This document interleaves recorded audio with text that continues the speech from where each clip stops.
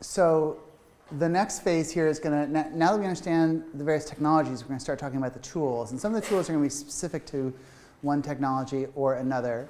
And as I think most of you are aware, the Illumina read technology is really the kind of dominant, pervasive technology in which most of us are dealing with it on a day-to-day basis. So there's a very heavy slant towards those sorts of those tools and those applications. So the other thing to say is, in our zeal, my zeal to try to give you as much as I possibly can, that also means that some of the tools are going to be treated rather superficially. I'm going to tell you about the existence of a tool and maybe give you a website and tell you a number of the things you can do with it, but we're not going to, in great depth, go into how exactly to use that tool, what all the various different command line flags and parameters are. That's something that in the workshops you'll get to explore, and also in your own projects that we will try to help you explore in a way that's more focused. There is a sequencing technology course that happens here at Cold Spring Harbor in which the tools I'm going to show you in the next hour and a half or so, they spend about 3 days going through all of those tools with workshops and lectures and whatnot. Now, that course is just about sequencing and sequencing technologies. That makes sense. This course is about that and a whole lot of other stuff, so that's the trade-off we have to give. So I'm both, I guess apologizing a little bit, but also explaining that this is on purpose. Okay, so one way to think about next-generation sequencing analysis is that you can kind of divide it roughly, approximately, into 3 main phases, first, second, and third. The first is this kind of stuff that we were just talking about in the last lecture about how does the Illumina or the 454 or the Ion Torrent or the Oxford import, how does it take that raw signal, whatever that is, and turn that into a sequence? Okay? This is not something that you will typically ever be doing. It's something that the sequencing facility or the vendor is going to do for you. But there is still utility in kind of knowing what are those tools and what are they doing and what kind of decisions are they making, and when I get my reads back, what have they already done? What have they already thrown away? What have they already taken care of? What have they not taken care of in that sort of primary analysis? Conversion of the raw machine signal into sequence, base qualities, various kinds of QC, filtering, trimming, etc. Then the idea is, all right, now I've got reads, they're ready to go, they've been cleaned up either by the sequencing vendor or by yours truly, and then now you're going to do something with it. And in general, what you do with those reads is you either align them to some genome or transcriptome or some reference to which you think those reads should align to, or you read them or you align them to each other and you try to assemble them. And the key point is that it's all alignment. So everything that Bill's been talking about for this morning and last night, did we start last night? We started this morning, yeah. How long have we been here? Yeah. All that stuff we talk about, protein sequence, about Smith-Waterman and alignment and gaps and scoring matrix, that's all relevant.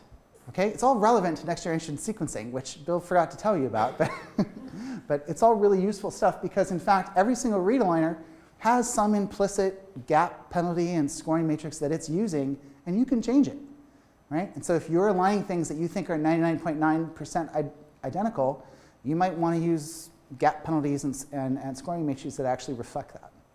We don't get to align protein sequences, however. That's the one major divergence between Bill's talk and this talk, is that we can't do our calculations in sort of protein sequence space. We have to stay in DNA nucleotide space. Then there's this third thing of once you have an alignment, whether that alignment is to a reference or a de novo assembly, then there's the biological inference that was the thing that you did the sequencing for in the first place, whether that's SNP discovery, whether that's RNA sequencing, whether that's chromatin interrogation, whatever that thing that you want to learn about, the thing that you want to quantify that you used sequencing for in the first place. That's that third step. And of course, this third step, or each of these steps, is deeply dependent on the steps that happened before. Okay, so we're going to talk about all of these things. Interestingly, there's a new set of algorithms. Actually, they're not new. In the computer science world, they're actually quite old. But in the bioinformatics world, they're fairly new, of alignment-free algorithms. Algorithms in which you take the reads and you skip the secondary step entirely. You don't bother aligning to a reference genome. You don't bother assembling. You just say, if I want to discover SNPs in a genome, then I can just look through the reads, and I can look at every little K-mer, every 10-mer or 15-mer. And if I see a 15-mer in the reads that I haven't seen before, then that K-mer has a SNP in it. And I don't need to know necessarily where it is in the genome if I just want to discover what a particular genetic variant is. I may then want to say, oh, well, if I did see a SNP in that read, why is it a SNP? Oh, it's a SNP because the closest K-mer that matches with one base pair change is this other K-mer that I already know exists on chromosome 13 at position 5,321, right? So that's a direct mapping strategy that has nothing to do with making alignments, but just has to do with looking at very short sequences in the reads. And so there's some new technologies that are coming out now, both in the world of SNP discovery and in RNA sequencing, where this relatively computationally expensive and error-prone and fraught with issues aspect of read alignment goes away entirely. You just don't do it, and you do something else entirely different, and you actually sometimes can end up getting just as good results. So when we get to RNA sequencing, I'll talk about these a little bit more, but just to put that out there as a kind of interesting new development in the field. Okay, so for every one of the different technology platforms, there's some pipeline, there's some bit of software that converts those raw sequences into FASTQ. And the upshot is that raw data is never saved. You never get to store it. You were asking earlier about, oh, then you have to save all the data. We're already throwing the data away. Okay? So the raw data has already been thrown away. We're saving the next step down the line, the FASTQ files, which is an interpretation of what the raw data was as interpreted by some set of software that comes with the sequencing platform. Okay? And you can imagine that as we go forward and we generate more and more and more sequence, that we might actually start throwing sequence away too, because at the end of the day, I've done my sequencing, I now have a set of SNPs. The set of SNPs is what I cared about, or the quantification of isoforms in FPK. That's what I cared about. I didn't actually care about what the sequence of the reads was. I used the reads as a signal to get me to some other biological inference, and that's the thing that I'm going to keep. Okay, so I'm not going to be surprised when there's a time when we no longer keep, that we're going to use the reads to do the analysis, and then we're going to throw the reads away, because it'll be cheaper just to resequence the sample than it will be to keep the reads, than to store the reads. Okay, so for those of you who haven't seen it, the canonical file format that you're going to get from all the sequencers are FASTQ. This is a variant of the FASTA sequence format. And the idea is that these files are filled with 4-line segments that look like this. The first line starts with the email @ sign, and then there's some identifier, and this is the unique identifier for that particular read. I can tell that this is a paired read. We didn't actually, I'm sorry, when we talked about Illumina, I skipped over that.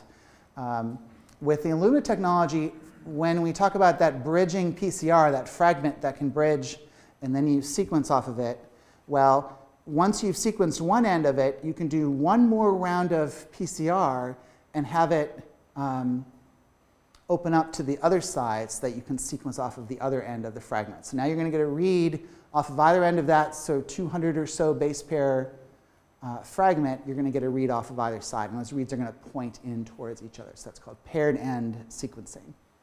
Okay? And when you have paired end sequences, that means if I get 50 million reads from one side, I'm also going to get 50 million reads from the other side. I'm going to have them one-to-one. Generally, you will be given that as 2 separate FASTQ files. You'll get FASTQ for read 1 and FASTQ for read 2. And the first entry in FASTQ from 1 will correspond to the first entry in FASTQ read 2, and they'll be the 2 reads that point towards each other. And the names of them will have this /1 or /2 on it. So read 1, read 2, left read, right read, not necessarily 5', 3', right? It's not that the read orientation has anything to do with how the genome actually happens to be displayed on the browser. Okay, so don't expect all of the read 1, when you see them on the browser, they won't all line up the same way. Half of them will line up on top, half of them will line up on the bottom, but their companion read, their pair, will, when properly mapped, line up on the opposite strand pointing towards it. Make sense? Okay. So that's what that little bit is up here. Other bits of information here. So this is a Illumina read, and this tells me something about essentially about the physical coordinates of that spot on the glass slide, something about the tiling of that. And when we talk about PCR duplicates and optical duplicates, those will come into play. Okay, so that's just essentially a unique identifier for this particular read. Then you have the sequence of the read, however long it happens to be, in the second line.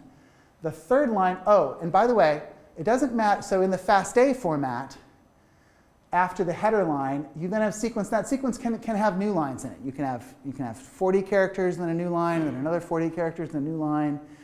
So FASTA is a multi-line sequence format. FASTQ is not. FASTQ is a one. So even if this is 300 base pairs or 2,000 base pairs or a PacBio, 160,000 base pair, it's all on one line.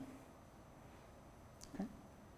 The third line starts with the plus sign, and then the reason this is grayed out is that it may or may not have a duplicate string, which is the identifier again. Okay, and this, again, just depends on the particular software you're using. Most software now will not have this in because essentially it's just a waste of storage. It's a waste of space. There's no reason to know that this is the identifier again. And then you will have the fourth line, which is a string of gobbledygook, which is what we will now talk about. And these are the individual base qualities for each of the bases that were read. The exclamation point is the base quality for G. Open parenthesis is the base quality for that G, et cetera, et cetera. So however long the sequence is, you will have an equally long quality string. So this is the quality string. Each one of these characters, as you'll see in a moment, is the encoding of a numerical quality or probability of error for each base. Okay, so how does that work? These are so-called Fred-scaled base qualities. And the idea is that for every base, the sequencer can be confident, can be even more confident or less confident in what that particular base was as it read that particular base. So we talked about Illumina. Sometimes the dot can get kind of brownish colored, and now it thinks it's probably A, but maybe it could also be G. And so it's going to call it an A because it still has enough confidence that it's more A-ish than anything else, but its confidence has kind of dropped. And so it's going to estimate a probability that the base it's given you is wrong. Okay? So if the probability that the base is wrong is, say, 10%, then that's a probability of 0.1. And what we can do here is this kind of process where we say, well, if the probability is 0.1, then log base 10 of 0.1 is minus 1. And minus 1 times minus 10 is 10. So that's a quality score of 10. Okay? So 10% gives me a quality score of 10. 1% error, so that sounds, so if I'm more confident in it, so 1% error is a smaller probability of error, right? So log base 10 of 0.1 is minus 2. Minus 2 times minus 10 is 20. Right? So as I go from a quality score of 10 to 20, I've gone from 10% to 1%. If I go from 20 to 30, I go from 1% to 0.1%, 30 to 40, 0.1% to 0.01%. And so you can see that the quality score essentially, as you go up by 10, the probability of error goes down by an order of magnitude. Does that make sense? So quality score of 40, really good. 1 in 1,000 chance that it's actually an error. Quality score of 10, 1 in 10 chance. Okay, so pop quiz then. What's a quality score of 0?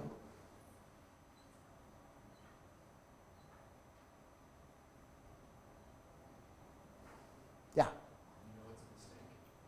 You know it's a mistake because the probability of error is 1. Yes, yes, exactly. So if the machine, if the sequencer tells you that the quality score is 0, it essentially says, I have no idea what this base is.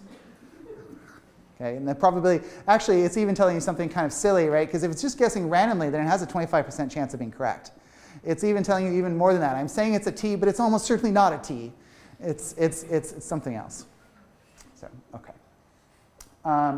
Again, in the old days of Celexa, there was this kind of slightly different version of it, but don't worry about that anymore. Unless you were looking at really old data, there has to be this conversion then between Celexa scaled scores and so-called canonical Fred base qualities. Fred was a genome sequencing, genome assembly editor that was used long ago in these quality scores. This scheme of talking about the probability of something being wrong or not came from that program.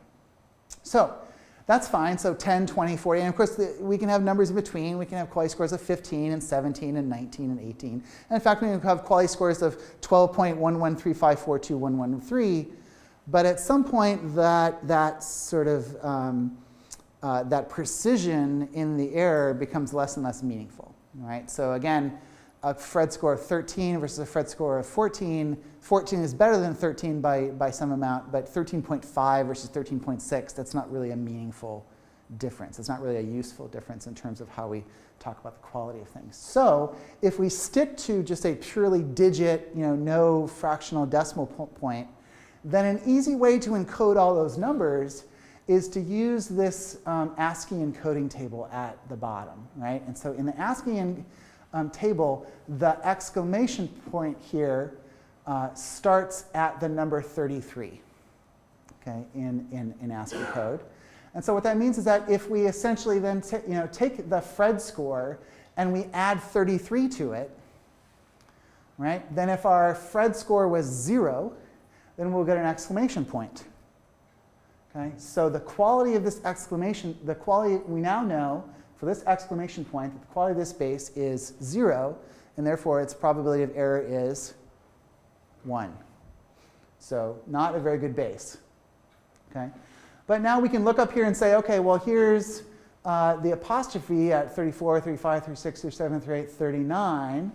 So in 39 minus 33 must be 6, so it has a quality score of 6. Right? So this guy now has a quality score of 6. And so on and so forth. Every single one of these symbols you can look up in this quality score. And the thing to notice is that, essentially if you're down here in, in the non-alphanumeric world, you're pretty low quality. And conversely, if you're up here in the uppercase and or lowercase, then you're in the very high quality range. So that's one visual way as you sort of scan through your FASTQ file. So this happens to be a fairly low quality sequence overall. Make sense? So Fred scaled base qualities. If you have old school Celexa qualities, you would use the Galaxy FASTQ groomer to convert between these things, or a relatively old package called Mack has some utilities to convert from Celexa into Sanger. Okay, so everyone understands what a base quality is. Great. Base quality of 60 is what? What probability of error? 1 in a... 1 in a... So 1 in a million? 10 to the 6th. Yeah, 1 in a million. Okay, great. So the next thing to talk about is you will very often, you will find some headers that look like this. So here's another one of those Illumina headers. Here's that kind of tiling information.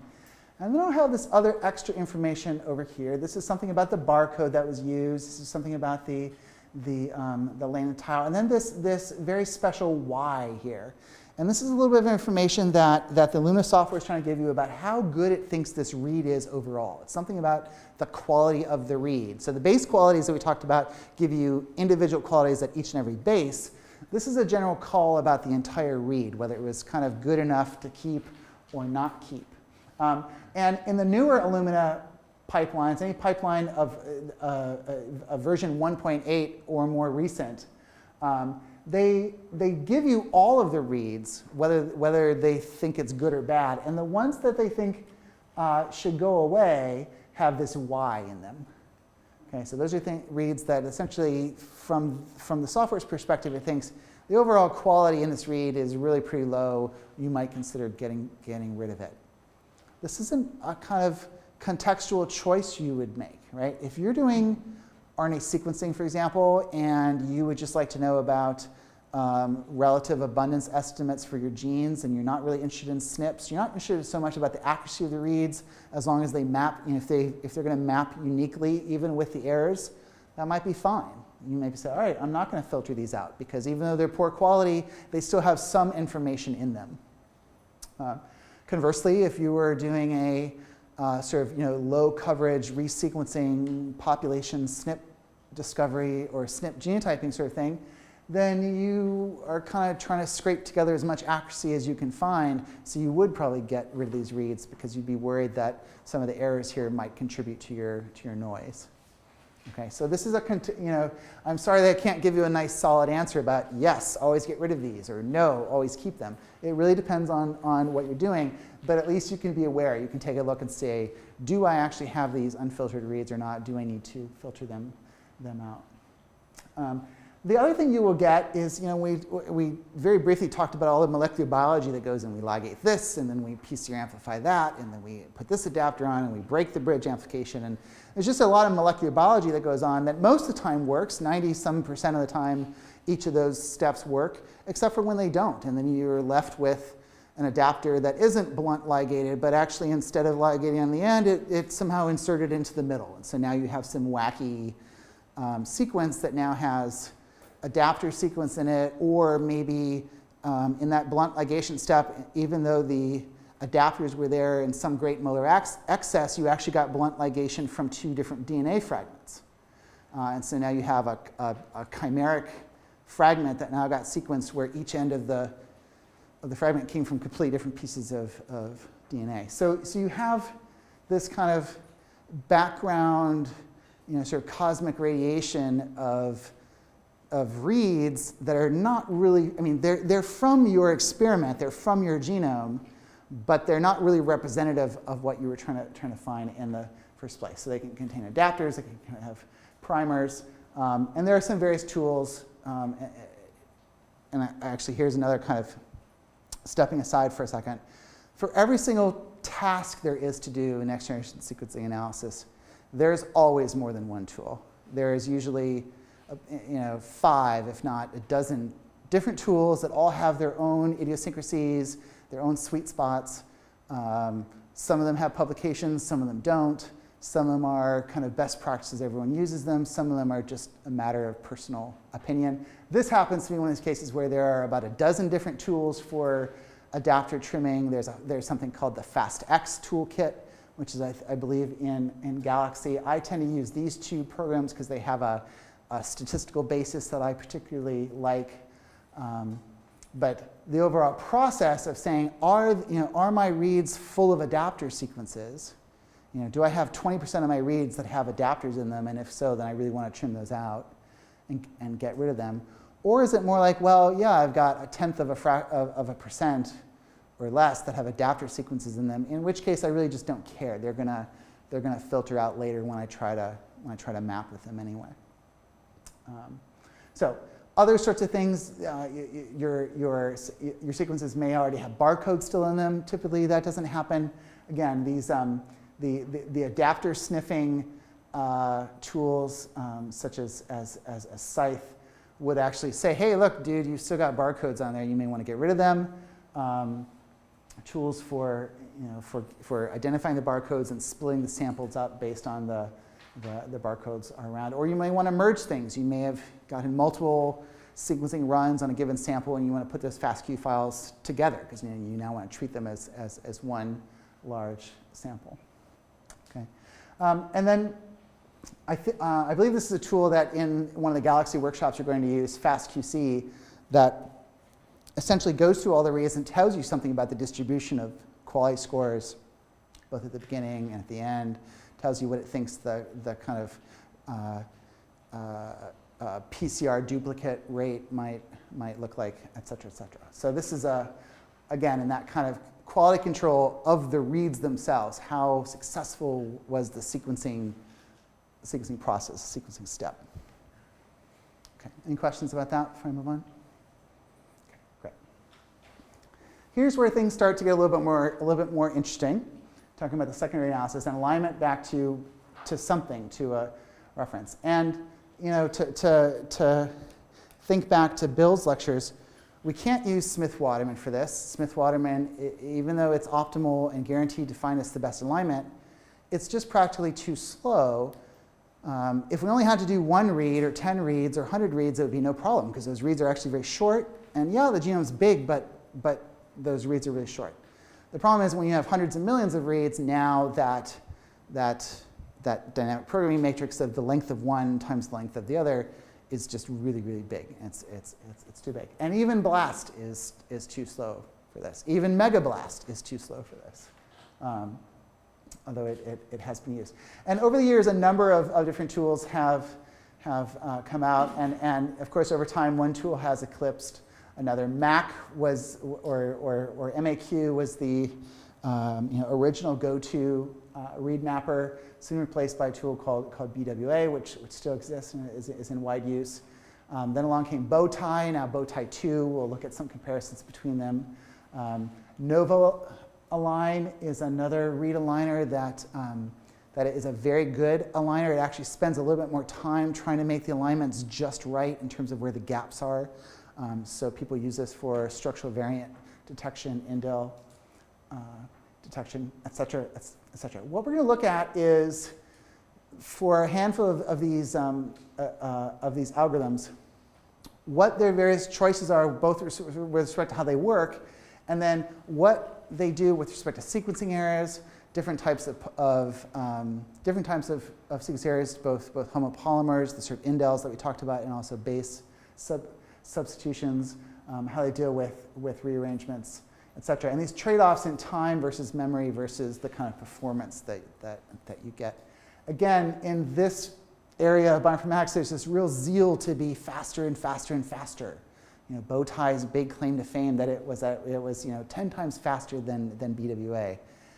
And again, I think that is interesting from an algorithmic perspective, but from a biological perspective, the biology always takes so much longer. So if my alignment takes 10 hours versus 1 hour, but the 10-hour alignment is quantitatively and qualitatively better, fine. 10 hours is great. I'll go get some coffee and sleep and see my kids, right? However, if your project involves, what were you saying, 100,000 exomes, and your job is to align 100,000 exomes next week, you care. 10 hours versus 1 hour really matters, and that's going to make a difference. So again, these things it's always context specific, and that's what I want you to walk away from this course knowing, not knowing exactly every command line flag to every tool that's out there, but to how to think about, okay, well, what are these tools doing, and given what I want to do and the questions I have, what is going to be important, and how am I going to make my choices about these things?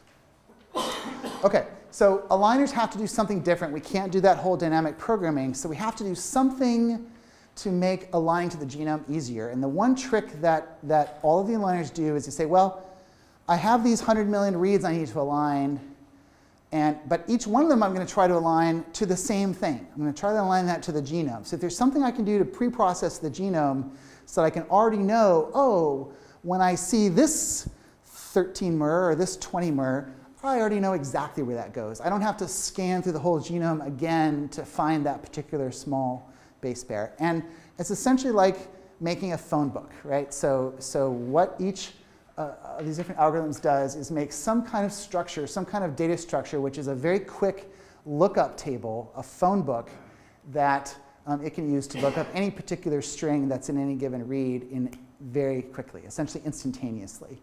Okay? I'm not going to go into the algorithmics, into the computer science of this, but they're essentially different data structures that can produce different kinds of phone books, different kind of indices, lookup tables. But the thing to point out, so for human, this particular thing, which is called a suffix tree, takes 35 gigabytes of memory. Now, these days, that's not too bad. That's no problem. You probably have laptops that have 64 gigabytes in them. But it's still fairly substantial. Remember, the human genome is only 4 billion bases long. So this is an incredible, a large amount of memory to require. However, these suffix trees can do lookups very quickly. So Mummer is an incredibly fast and it's used for genome-genome alignments, particularly bacterial genome alignments to each other. Quasar is another tool from this group that instead of using a suffix tree, it uses a suffix array. Again, we're not going to get into this, but again, these are kind of big. That's what these tools use.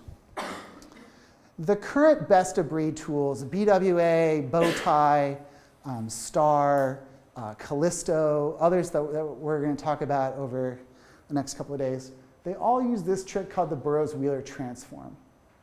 And it's probably the 5th year now that I've taught this, and I still can't teach this to you. You're going to have to go to see a real computer scientist to do it. But the one takeaway from the BurrowsWheel Transform is that whereas these data structures took the sequence, so in this case, banana, and made a bunch of different structures of different size, the BurrowsWheel Transform takes the string and through a series of manipulation just turns it into another string. So if my genome is 4 billion base pairs long, then the index is 4 billion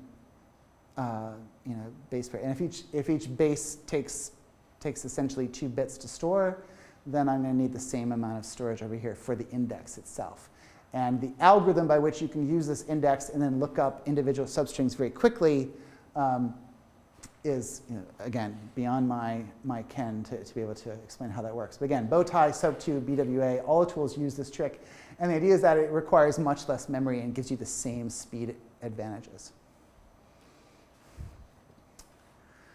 So if I have an index, if I have some kind of lookup table, how does that actually make things go faster? So here's an example. So here's our toy genome. And we're going to make all the various thremers. We're going to make a lookup table of all the different thremers. So here's the first thremer, cat, and then ATG, and then TGG, and then et cetera, right? TCC, here's the last one. And for each one of those, we're also going to keep a record of where that occurred. So cat occurred at position 1. Oh, and it also occurred here at position 7. Right? So now I've transformed this linear sequence into this table of lookups. Okay, so this is my index. So again, this is not how a BurrowsWheel Transform works algorithmically, but conceptually it's the same thing. Okay, conceptually, we're going to make some kind of data structure in which later, when I look for TTG, I can essentially instantly, without looking out anywhere else in the sequence, know where to find that and where to go start looking. Okay. Now, when I have an actual read, here's my 6 base pair long read, really short read. It's a short genome, that's okay. Now I can say, all right, well, great. What's the first thremer? TGE? Oh, I know right where that goes. TCA? Oh, that's there. Boom, I'm aligned. Okay? I did not have to take the T and try to align it to C or to A. I did not have to do a match and mismatch and a dynamic programming matrix and fill in all the bubbles. 2 steps and it was aligned. Okay? But it was aligned without mismatches and without gaps. Right? So it's really easy to align things if everything is 100% identical. Does that make sense? However, I'm going the wrong way. If there was a wrong sequence here and it was instead of TCA, it was TGA, I go to my hash table. Do I have a TGA? I don't even have a TGA. Then I would get this first hash, this first k-mer aligned, and then I'd have to do some sort of alignment extension. Right? Then I'd have to spend a little time figuring out what to do with the rest of that. So that's what most read mappers do, this initial hashing step that says, where are the smallest number of places in the genome I can go look to try to align this read? And then is it fully aligned, or do I have to do a little bit more to kind of stitch it into place? Okay. Again, a bunch of different aligners. There's even more that you run on this. They use different sorts of strategies. Most of them are free and open source. This Noble line is an interesting. It is free for academic use, but has a commercial license and also a publication license. So you can use it, but if you want to publish, then you have to pay the license for it. So that's kind of interesting twist. So, okay. Just like we talked about base qualities, so the sequencer tells you, here's what I think the sequence is, and here's now the qualities on each base. and the quality of the overall read with that chastity filter. The mapping tools, BWA and Bowtie 2 and on and on, they're also going to tell you, well, look, here's the alignment, here's where I think these reads go. It's also going to tell you how confident it is and where it thinks those things are going to go. So that's the mapping quality. So just like base quality, they report mapping qualities. They're also on that same scale. So a mapping quality of 10 is a 1 in what chance? 1 in 10. Mapping quality 20, 1 in 100. Yep. So great. So we're going to, by the end of the other thing you're going to learn before you go away is how to think in logs. Okay. So the genomes are essentially are repetitive. So any given read may align once, or it may align 1,000 times, right? And if it aligns 1,000 times, then and if each of those 1,000 times it aligns really well with no mismatches or practically no mismatches, then the alignment algorithm can't really tell you that it has correctly mapped the read, because it really doesn't know where it can go to. So if a read is going to map all over the place, then the probability that it's mapped correctly is essentially 0. The probability that it's an error is 1. It should give it a mapping quality of 0. Okay? Unlike FASTA and BLAST and SSearch and all the tools we talked about, there's no statistics here. There's no statistics. So we did talk about probabilities and the probability of error, but there's no statistics about how many times you'd expect this to happen just by chance. Right? There's no e-values. There's no expectation given to the score of the alignment. It's really just about the fact that, oh, look, I did some kind of heuristic to try to find where that read went. I did not try to align that read over there, so I can't really evaluate whether this read might have come from some other place. But given the places that I did look, and given the sorts of alignments that I got, this is how confident I am that this is the right place for it to go. Okay? This is particularly interesting when you talk about ChIP-seq and really short, 35 base pair reads against the human genome. And you say, all right, well, it's 35 base pairs, and I'm allowing, sort of 1 to 5% sequencing error and maybe some indels. What does that kind of translate? What's the expectation looking at a genome that's 4.2 billion bases long if you were actually going to do a kind of blast search scan for each read? What would the kind of random expectation be? How many times would you expect that 35 base pair read to align just by random chance? So that sounds scary. But the flip side of it is when you do ChIP-seq, you don't care about one read. You care about a bunch of reads piling up, right? And when the reads pile up, that's what you care about. So it is, I think it's fair, it's this fact that we don't calculate e-values. There's a reason we don't calculate e-values, because we're not interested in the inference about any one given query sequence, right? When you're doing database searches with Bill, you really cared about, okay, I've taken my one query sequence, my precious sequence, and I want to know what is its homolog, and how many times are you lying to me because of random chance. Their expectation really matters. Here, for any one given read, we can tolerate a certain amount of mismatching and kind of random chance, because that's just going to be part of the noise. When things start to pile up on top of each other, that can't be noise anymore, and that's what we're going to focus on. Okay. So mapping quality, mapping quality 0 reflect essentially redundant alignments, things that map equally well multiple places, often called multi-mapping reads.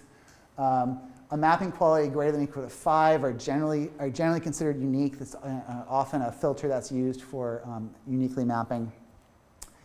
The heuristics that each algorithm uses means that the algorithm has not searched exhaustively through the genome. So it can't really tell you that it's looked all the other places that could have possibly looked. So very often that mapping quality may be a little bit optimistic. Hey, look, I only found one place where this read can possibly go, so I'm going to give it a good mapping score. But had I looked a bunch of other places I didn't look, I would have actually found some other things that it could have, so that would have lowered my mapping quality. In fact, Bowtie 1 is the most egregious of them all. It essentially says either all mappings are either 0, I found it in more than one place, or 255, I found it in only one place. So this is like sort of the highest mapping quality you can possibly have. Crazy. What's that? What if there's more than one place? Then it'll give it a mapping quality of 0. If bowtie 1 puts a read in more than one place, it gives it a mapping quality of 0, because it says essentially, I don't know which is correct. What's that? So bowtie 2 and BWA and will do the same thing if a read maps to multiple places. If a read maps to multiple places equally well, right? If there's no one that looks better than the others, if they're all, and if it's sort of a transposable element that is essentially present 100 times at exactly the same sequence, then yeah, you don't know where that read is. The mapping quality of 0 is actually correct. Suppose you have sequences coming out of metagenome. So this is about aligning to a known genome. So if you're having sequences coming out of a metagenome and now you're aligning against multiple genomes, now you're more back into the kind of BLAST and FASTA world. And that's, in metagenomic analysis, read mappers are not generally used, or at least they should not be used, I would argue. Because there is more an inference about what species did this read come from, not where did it come from, right? So I think that's one really important distinction to make. In the world of read mapping, your inference is not what species did this come from, because you have no idea. It's, oh no, I know this came from this, or at least I expect that the majority of reads are coming from the species that I isolated the DNA from. And of course, there's interesting stories about endosymbionts and bacterial contaminations, and if you're doing human PBMCs, you often get E. coli or other bacteria that are kind of natural, either gut flora or they're septic, or just you can get other species as well. But in read mapping, where you're aligning back to the reference of the organism that you're working with, the inference is not about is it from that organism, it's just where is it in that organism? How can I place it? And that's what this mapping quality is about, have I placed it correctly? But those duplicated sequences are known. I mean, before even you start, you know which low copy repeats are double. So they have to throw that out already from the start of the genome. They basically ignore. You could imagine doing that. Yeah. Sorry, Lisa, go ahead. You can save them. You can tell both how to save them in a separate. Oh, sure. Yeah. So it's. And then when you match them, it'd be like every album, right? Okay, yeah. But you're not going to know which one it really was, Yeah. right? That's the way. But you can easily do that. And you And can is there a analyze. distinction between like a low copy or like an allo will be? No, as long as it's more. I mean, you can set bow tie to accept two places, right? I mean, you can set it to do whatever you want. But usually, if it's more than 2 or 3, it goes into a separate bin, and then you can cut it to be as many copies as you want, right? You can say put 5 copies into one bin and 200 copies into another one, right? Right, and how bowtie It's very 1 flexible. that and way. 2 creates those spots. Yeah. Yeah. You got the, So again, I think we're getting into the weeds here, but But anyway, you yes. do it this way. You can keep Yeah. So it's just all about if a read mapper is reporting an alignment, it's also going to tell you about the quality of that alignment. And if it thinks it can put that alignment read multiple places, then the alignment quality is going to be 0. It'll still tell you about them. Oh, look, here's the 500 places where I can put that read. Okay, great. Okay, so many aligners, which one?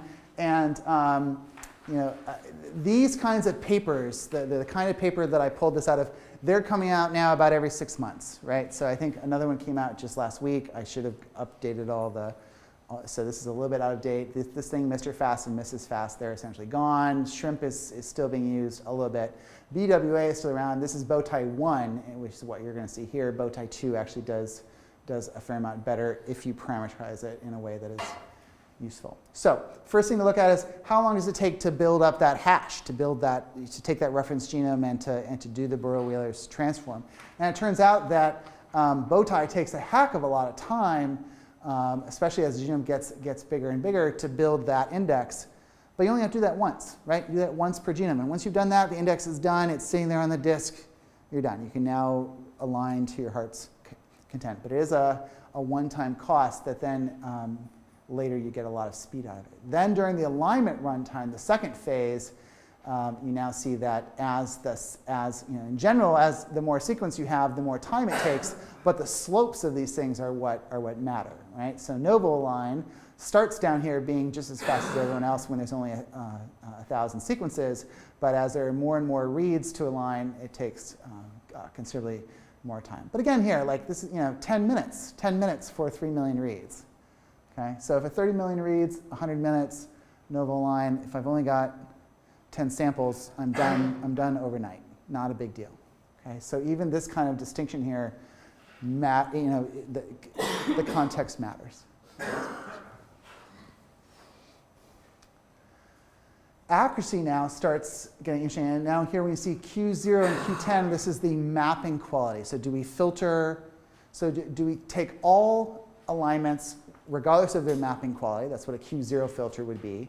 Or Q10, I'm only going to keep reads that have a mapping quality of 10 or better, right? So now all multi-mapped reads are going to be gone, and all low quality. So two ways to have a low mapping quality, the multi-map thing that we talked about a lot, but also if a read maps to only one place but has a bunch of mismatches, then the aligner says, yeah, I'm still not so sure because it just doesn't look like the right sequence. And so it gives it a low quality because of that. Okay. So now we look at it and say, all right, if the reads have essentially no errors in them, then what is the accuracy? And hey, look, everyone has pretty much high accuracy. Except for, and I'm not sure what happened, this is a kind of question for the authors of this paper, like how did they get 0% accuracy with these two aligners? That's just weird. Something went wrong for them. But anyhow, for the ones we care about, which is really bow tie, BWA, novel align, maybe SOAP, accuracy is practically 100% at small error rates. Bow tie is a little bit lower here. But then as you increase more and more errors, accuracy tends to drop off a little bit. What's really interesting is the fraction. So this is the accuracy of the reads that actually were aligned at that Q10 or better. But what's really interesting is how many reads actually got aligned, right? If I have 100 million reads and I can only align 10 reads, those 10 are really accurate. They're in the right place, but I've thrown all the rest of the data away. That doesn't help so much, right? So it's a trade-off here between accuracy and actually how things drop off. So bow tie, again, bow tie 1, as the error rate goes from 1% to 5%, there is a big drop-off here. You're actually only getting sort of 60% of your reads aligned now with that kind of error. With bow tie 1, with its default parameters that you can obviously tweak and change. Okay, so questions about that? Make sense? So this is one way to look at how aligners stack up with each other. So here's changing, instead of changing the base substitution base error rate, inserting indels with things. And essentially, once you start putting indels here, the mismatch, the kind of alignment mismatch rate and the alignment mapping quality actually gets really, really poor if you include the quality 0 reads. If you then filter on Q10, now accuracy remains high as long as you have only very small indels.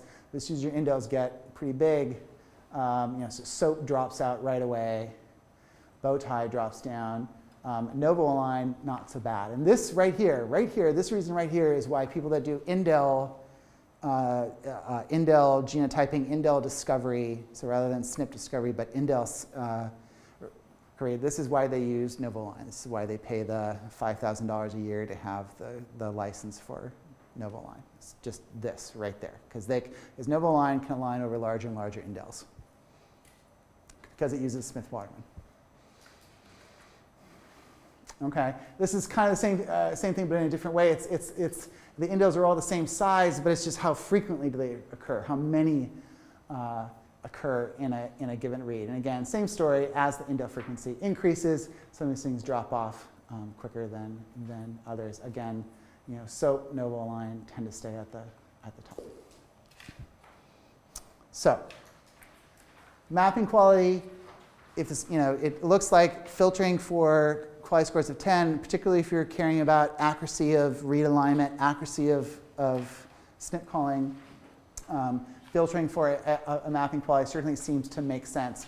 In this comparison, BWA seems to be performing better than bow tie, but again, that was bow tie 1. I think the newer results show that bow tie 2 essentially just has a more flexible set of parameters and performs better, but it's also slower. So you go back to that 10 hours versus 1 hour. Bowtie 1 gets things done in 1 hour. Bowtie 2 might take 2 hours. So there's always a cost. There's always going to be a trade-off to performance versus cost. Indels really are the biggest problem for these mappers because of this hashing strategy that they're using. They're very sensitive to whether there are insertions or deletions. Structural variation pipelines use what I always call a sort of panning approach. They'll take all the reads and use something like BW or Bowtie to align what they can, and then all the reads that didn't align, that 40% of stuff that was sort of left on the cutting room floor, take those back and go back again with the more sensitive. So this is a version of BWA that uses Smith-Waterman to try to align things. And then the stuff that doesn't align after that to go back and use something like BLAT, which is a fast version of BLAST that was developed at UC Santa Cruz. And then finally to use a full Smith-Waterman algorithm on the small number of reads that are left over to really try and get the most out of all the reads that are there.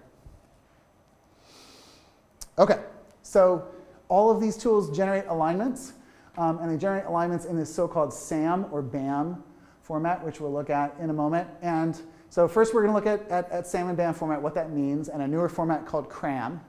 Then we're going to talk about this kind of process here, which is all about, we're getting into the kind of SNP discovery and genotyping portion of the talk, where to get the alignment files ready for that inference about SNPs, we have to take care of a handful of artifacts.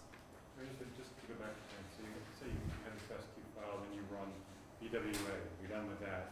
Now you want to run the structural variation. You go back to what's the process for one you. I think so. Right. So this is these pipelines tend to use a hybrid approach, where they will use multiple mappers with different sets of reads. So if you have 100 million reads and now you get 60 million of them aligned with BWA, it's fine. You set those 60 million aside. They're aligned. They're done. Now you have the 40 million that are left. You take those 40 million and you align them with a more sensitive but slower program that is more easily able to take care of indels, large indels, puts one read here and another read there on different chromosomes. Different things that a structural variant or cancer variant detection scheme would want to try to catch. That things like BWA out of the box is not going to do. So BWA is not going to put the first 15 bases of a read on one chromosome and then the next 35 bases of the read on some other chromosome. It will never do that. But that might be an actual translocation in your genome that you want to pick up on.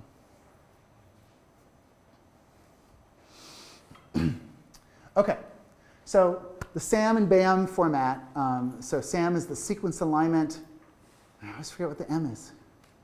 Why does that always happen? So there's SAM and there's BAM. BAM is the binary version, the binary compressed version of SAM. So why it wasn't called SAF, I have no idea. I think it's sequence alignment module, probably because it was a bit of code.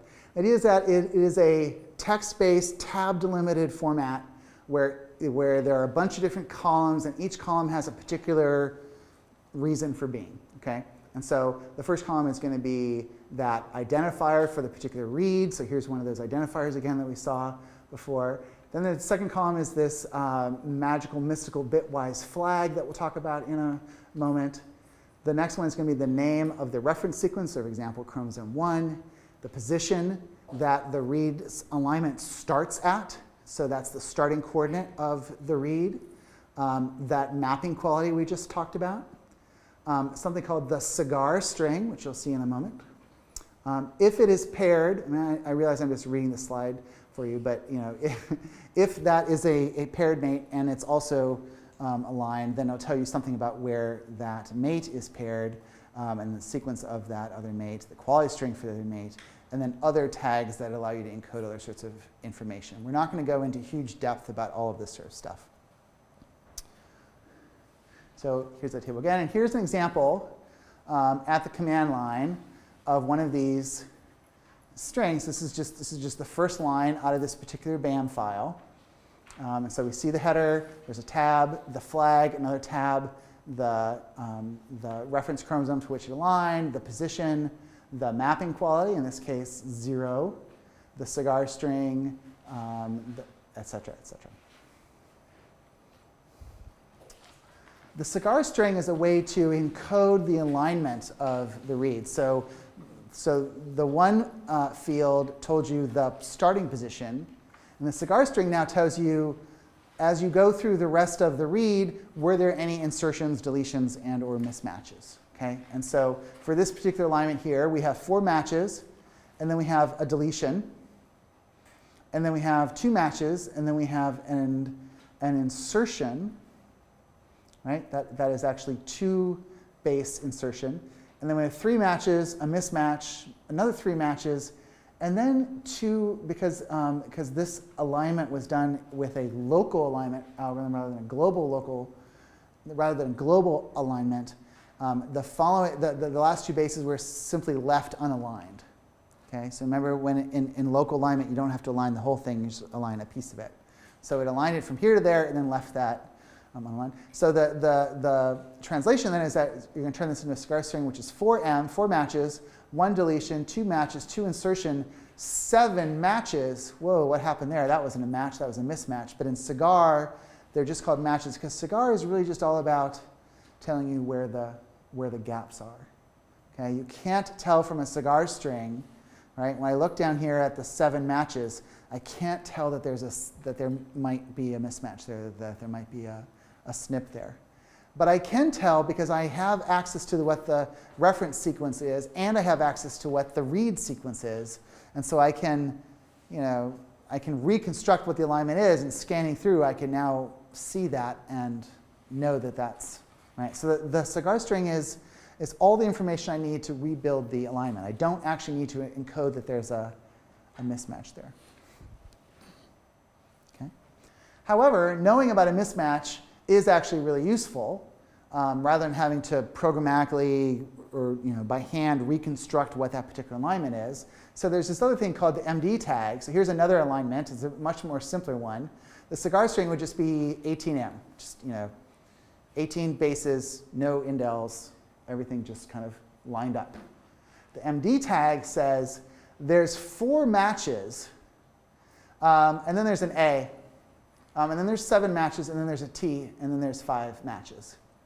So this allows you to essentially see the different sequence. And if you were looking at a pileup of a bunch of reads that were all at one site, and you were looking at the SAM format for that site, and you saw a bunch of reads, and you saw this A7T, A7T, A7T happen a bunch of different places, you would start to believe that that was actually a real polymorphism or difference in the sequence reads relative to the reference. Okay. The second field is the so-called flag field, and it's a kind of computer science-y trick to pack a bunch of different information into one number. Okay, and here's how it works. So powers of 2, so 2 to the 0, 2 to the first, 2 to the second, 2 to the third, 2 to the fourth, etc., can also be thought of in base 2 as these numbers. Okay, so the one that goes there. And if we think about each of these positions as a flag that can either be on or off, right? So all of these things over here are statuses that either can be true or not true, or sort of yes or no. And if they're yeses, then essentially we're going to turn that flag on, right? And really in base 10, that means adding those numbers together, right? So just to start off with a simple thing, if this is true and this is true, if both of those flags are set, so the read is originating from a paired sequence and the read is mapped in a proper pair, then in base 2 I would have 0, 0, 0, 0, 0, 0, 1, 1, which would be in base 10 the number 3.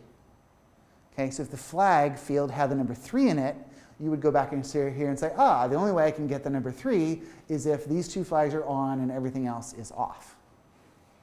All right, so that's essentially what, if we go back a little bit, this flag 99 is here. Okay, great. Let's see if we can do it. 99. Okay, well, so I'm actually really bad at doing this. So I think that 99 includes 64. Yeah, because I don't think I can get 99 otherwise if I don't include 64. So I think it includes 64. So then 99 minus 64 is 35. So, and then 35 includes 32. So that's going to be those two flags. And then that leaves me 3 left. And so that's those two flags. So that's those two flags and those two flags. But I'm going to check. So go to that website. Hopefully that website still works. Oh.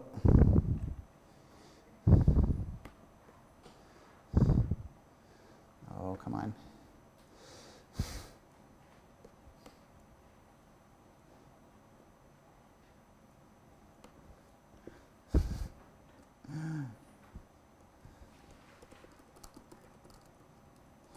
So Google searching for Picard explain flags. Where's my, okay. So yeah, Google search for Picard explain flags brings you here. And now I can put in 99, explain. Oh, I was right. Okay. So, and this is a neat little site. You can kind of, you can tag things and see what the flag would be, but also you can just sort of put in a number and get explain. Okay? That make sense? All right. Uh-oh. Now what? Let's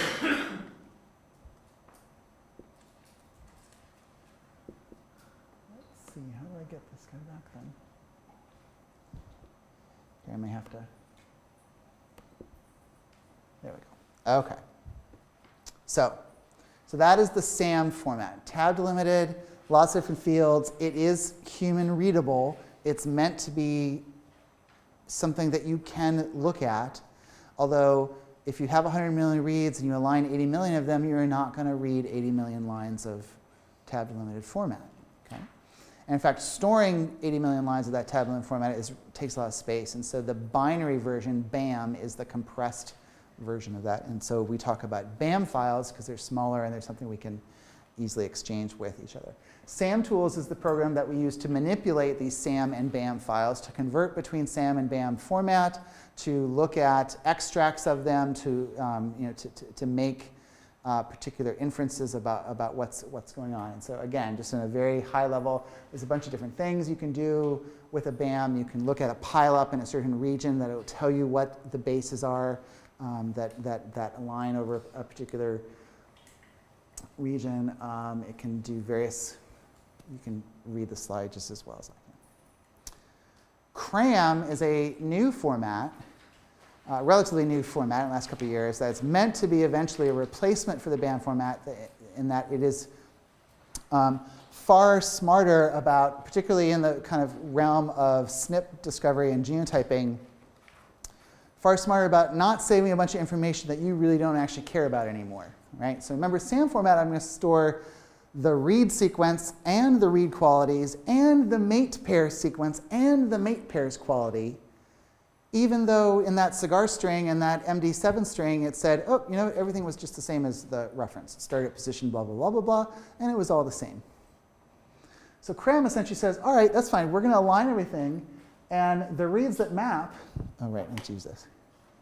The reads that map, I don't need to know everything about all of the bases. I just need to know where did they start and where were there mismatches, if there were any. For all the reads where there's no mismatches, I'm done. I just need the number that says where it started. I don't need all the rest of the sequence because I have the reference sequence. I can store the reference sequence once for all of my samples, right? I don't need to store the reference sequence over and over and over again in each CRAM file.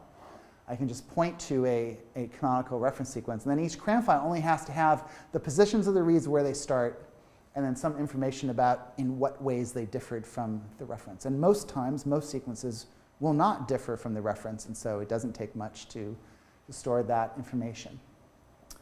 What gets tricky is the quality scores. What if I care now about the individual base qualities? Now, as you'll see when you start looking at base qualities with the FASTQ groomer, the majority of the quality scores are really, really good. Quality scores of 30, 40, right? And so essentially you might say, well, you know what, the distinction between 30 and 40 is not so important. If I just, if a quality score is better than 20, great. Let's just call it even and just be done with it and say these are good. And the distinction between 20 and 21 and 25 and 30 and 35 doesn't matter, so don't store that information. Just tell me, was I better than 20 or not? So you can think of that as a kind of a very simple binarization, but it's, or compression, but it's lossy, right? You're losing information. You cannot go back and reconstruct the original information, because if you just store whether it's greater than 25 or not, you've lost some information. So the idea with CRAM is that as you, again, in a context-specific way, you specify some quality budget, how many bits you would like to spend per read on storing qualities and how those qualities are distributed in a probabilistic way. And what you find is that the less and less that you care about restoring the exact distribution of qualities, the more and more compression that you can get, especially as read lengths get longer and longer. So this is the sort of overall bits that are required per base of sequencing in the alignment file. And so this is 100-fold smaller than storing all of the bases, all of the quality everywhere. Okay, so very small files. And this is, if you're familiar with sort of JPEGs and image processing, right? There's a tuning knob that you can do to get sort of high compression. It's more lossy. It might get fuzzy, but you can usually still see the picture. And if the picture, is it a duck? Is it a, is it a chicken? You can tell what the difference is. So depending on your context, that may be sufficient. The next tool that we're going to kind of drive by is Picard. It's another set of tools that allow you to manipulate SAM and BAM files, collect various metrics about it, etc. We're going to use some of that in the Galaxy suite. A very common thing that we need to do with read sequences is talk about, well, what do they overlap? When we have these alignments, what do they, do they overlap genes? Do my ChIP-seq peaks overlap known promoters or transcriptional start sites? It's kind of different sort of interval operations, interval math, set overlap sorts of things. And that's what this program BedTools does very handily.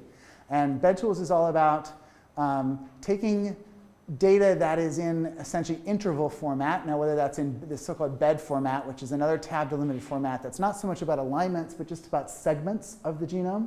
So here's a segment. It starts here, it starts ends and ends there. It has a particular name. Maybe it has a score. Maybe it has something about the strand. So these are all just different segments in a bed format. But I can use BedTools to look at the overlap between some segments in a bed file and alignments in a BAM file, or the alignments in a BAM file and SNPs in a VCF file, or SNPs in a VCF file that correspond to transcripts in a GTF file. Right? So this is a tool that kind of crosses lots of different boundaries between the sorts of genomic applications that we're going to talk about. Here's just an example of all sorts of different things you can do, and some. And here's the example of some different things to do, some example use cases. BedTools is fundamentally a command line. So this is the Unix command line if you haven't seen it before, and these are some of the commands that you might type to generate things. The thing I'll say before Danny gives his spiel about Unix is constructing a Unix command line is not something you just sit down and instantly type the correct thing because you just know it in your head. That's not the way it works. You usually type about 15 or 50 things wrong while you kind of ultimately finally get to the thing that you think is right. And then 6 months later, you come back and realize you still had one thing wrong, and then you fix that too. OK, almost done. Coverage bed. Visualization, IGV is the tool. I think we have that installed on the computers. OK. Hopefully, we will have this available to you. The Galaxy has its own internal genomics viewer. That's very good. It's fine. IGV is a standalone thing. Each of the different genome browsers, UCSC genome browser, has a nice way for you to bring in your BAM files and your bed files and see them in the context of genome annotations. I believe Ensemble does as well. So there are a variety of different tools you can use that are out there. But you know, this adage about, you know, you have to actually look at the data. This is the way to look at your data, you know, some kind of visualization tool. Skip that. And it's almost 10 o'clock. I think we should probably stop, because I think the last little bit that I have